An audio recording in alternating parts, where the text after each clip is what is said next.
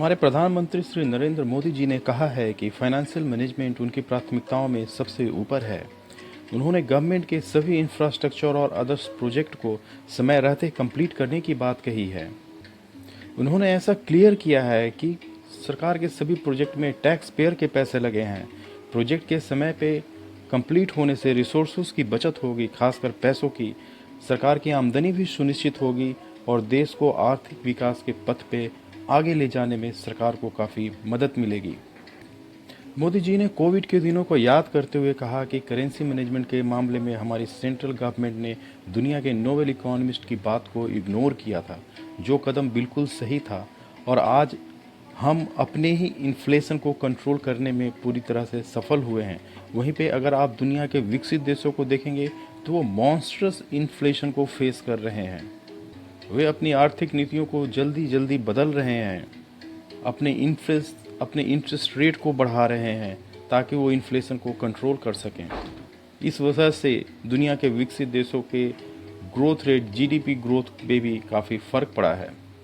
और यह सारे तथ्य दुनिया के सामने हैं, किसी से कुछ छिपा नहीं है। हाल ही में सरकार ने संसद में श्वेत पत्र लाया है और अभी की सरकार और पिछली सरकारों के कामकाज के बारे में एक विवरण पेश किया है।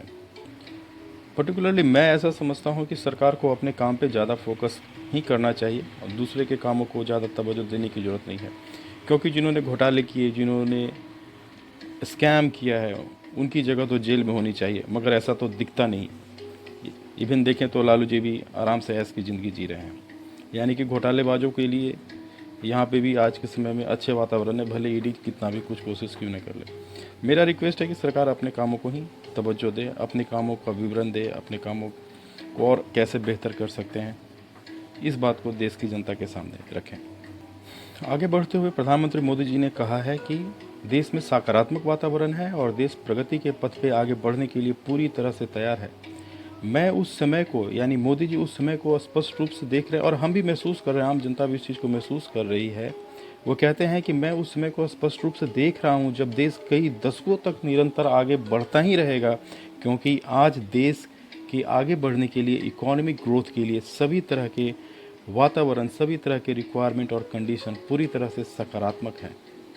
Thank you so much for watching. Thank you so much. Please like, share and subscribe. Thank you so much.